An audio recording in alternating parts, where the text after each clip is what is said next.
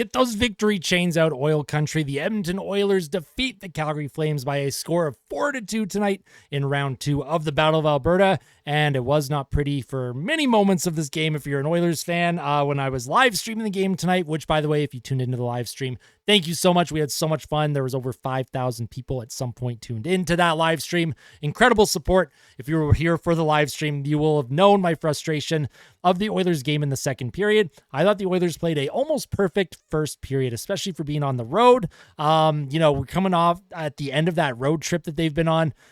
They played a really good first period. They controlled play. You're up 2-0. You're feeling pretty good. Yes, Calgary had some looks in the final 5 minutes of that first, but you know what? You're probably feeling good. You're heading to the second. You know what? You're up 2-0. Just lock things down. You take a penalty. That's okay. Let's finally kill one of these off. And just when you think they're about to kill off a penalty, Calgary scores. They make it 2-1 off of a play that was reviewed for high stick. It was determined that it was not high sticked. And I did go back and forth. There's a few angles where I was kind of like, was that a high stick? And then there were a few angles where it was like, well, no, that's not a high stick. The call on the ice was a goal. You would have needed conclusive evidence to overturn it. So I don't disagree with the call that they ended up making, which was a good goal. 2-1 Oilers, and the Flames kept coming. There was a 2-on-1 halfway through the second period. Darnell Nurse sprawled out on the ice to force a shot. Puck rebounds out in front. Brett Kulak made a great defensive play to prevent the Calgary Flames from tying the game up. But then, later on, the Flames do end up tying this game. They tie it early in the third period, about 4.5 minutes in. Yegor Sharangovich with a shot from distance. You would have liked to see a save from Stuart Skinner there. However, other than Leon Draisaitl, who I do give my first star of the game to, by the way, you got to say, Stuart Skinner played well tonight. He played more than well. He gave the team a chance to win. He made some ridiculous saves. There was a dog pile, just a massive humanity late in that third period when the Flames had the net pulled. Yeah, I had no idea what was going on in the crease. Skinner sprawled, the puck's under his pad. Somehow that puck stays out. And Stuart Skinner all night was making some really big saves, and he looked really comfortable in the net. He wasn't, I just talked about chaos in the crease, but when he was seeing the shots for the most part, he wasn't, he wasn't reaching for pucks, right? He wasn't reacting to where he thinks the puck is going. He was just letting the puck hit him. A lot of saves, a lot of good positional saves, but he made some big glove saves too. There was one play, I think it was in the second period. The Oilers were under a ton of pressure, and to relieve that pressure, Stuart Skinner, he blockered it out of play. It was a shot from the distance, and he just blockered it. He made sure it went straight out of play to allow the Oilers to get a change, get a breather, and relax. Nice to see. I would like to see Skinner not handle the puck, though. Anytime he came out of the net, it's just, we thought Mike Smith was an adventure when he comes out of the net. At least Mike Smith could make some plays. Stuart Skinner, he cannot make plays when he comes out of his net. He has to stay in that crease, or if he's going to come out of the net, just leave the puck in the trapezoid and then go back to your crease and get ready to make a save. Overall, because this is a post-game reaction, I'm not doing I'm not diving too deep into the numbers. I'm not diving too deep into any major storylines. I will save that for the day after discussion, which will be on Tuesday, because tomorrow, which is Monday, the Oilers play the New Jersey Devils at 7:30 p.m. So I'm going to combine the New Jersey Devils game and the Calgary Flames, this back-to-back that Edmonton is on, for the day after discussion, which will be on Tuesday. So tonight, it's just a general reaction video, just my thoughts on the game, players who I thought played well, players who I thought did not play well. The Oilers power play, they did score, but it still looks kind of shaky. That power play at the end of the game, they could have really, the Oilers just need to play with possession, and they didn't. Calgary was able to get possession early on that power play. They pulled the net to make it a 5-on-5. The Oilers just could not clear the zone at all. Credit to the Flames, by the way. They are relentless when it comes to getting their sticks in lanes, blocking clearing attempts, preventing Edmonton from being comfortable with the puck at any point. But I will say, Edmonton's power play, it finally did score. It did break through. 2-2 game in the third period. Zach Hyman was able to connect. It was about halfway through the third period. It was a bit of a broken play at the Flames blue line. Puck comes to Draisaitl, who then gets it to Nugent Hopkins, and then Zach Hyman, who's just crashing towards the net. He gets a nice pass from Nugent Hopkins. Nice little sauce. Finds Zach Hyman. Dan Vladar, he comes out of his crease. Well, he doesn't come out of his crease, but he did poke. He tried to poke check.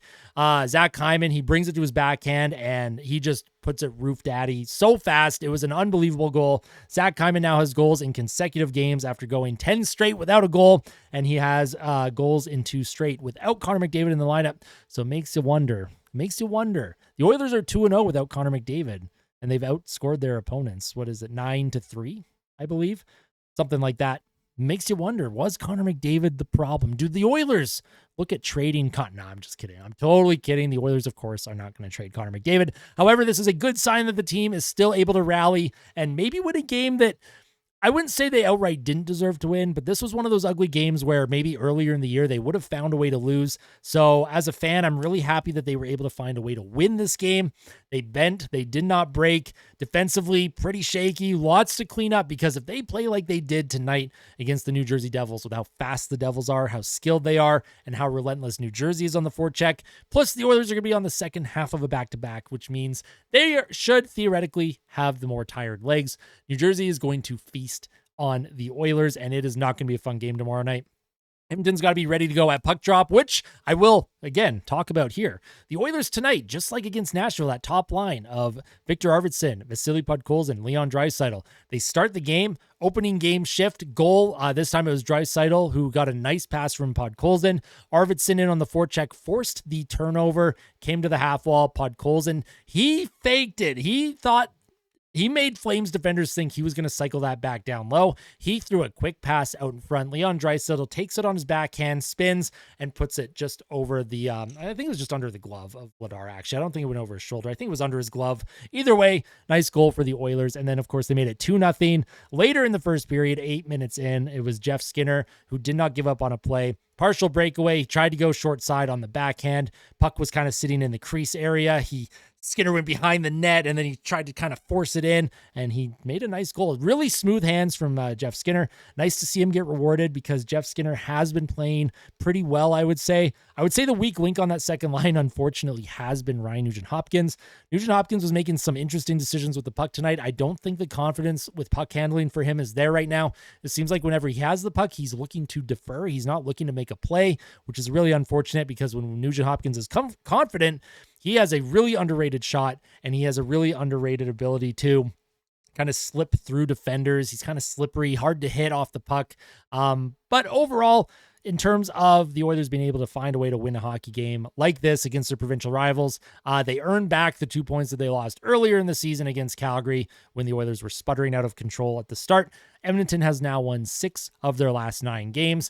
They are 6-2-1 in those 9 games. They continue to trend upwards. Their advanced metrics, for the most part, are still looking pretty good. Again, lots of different things to clean up. I imagine there's going to be a few lineup changes going into tomorrow's game against the New Jersey Devils. I didn't think the Oilers' fourth line was nearly as effective tonight as they were against Nashville. I thought Noah Phillips struggled in the faceoff dot. I thought him, Corey Perry, and Drake Caggiula, they had a couple looks. Like Noah Philp early in the third, he had a look all alone. He kind of just took a slap shot, though. I think he didn't realize how much time he might have had. Nice pass by Corey Perry.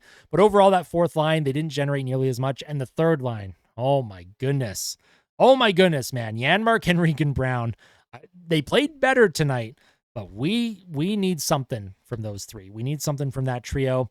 I saw Janmark up with Nugent-Hopkins later in the third period, and then I saw Brett Kulak getting played with Darnell Nurse. No idea what that means heading into tomorrow, but clearly the coaching staff was trying to make some sort of adjustments. They were shortening the bench up in the third to try and hang on to that lead. It worked out.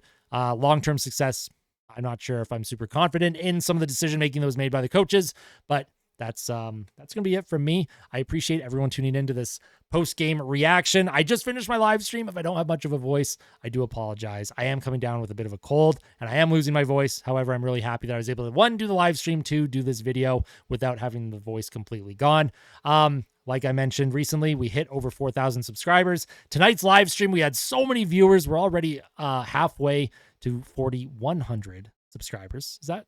Yeah, we're at almost 4,050 subscribers. So we're going to climb up to 4,100 subs, which is incredible. Your support means the world to me. I cannot wait for the pregame report tomorrow morning. Keep an eye out for that. Probably around 9 or 10 a.m. Mountain is when that will be uploaded. Of course, like I mentioned earlier, on Spotify, Apple, and Amazon podcasts. Wherever you get your podcasts, I will have it up at the same time on those audio platforms. That way, if you're not able to watch here on YouTube, you will have a way to at least listen to that pregame report.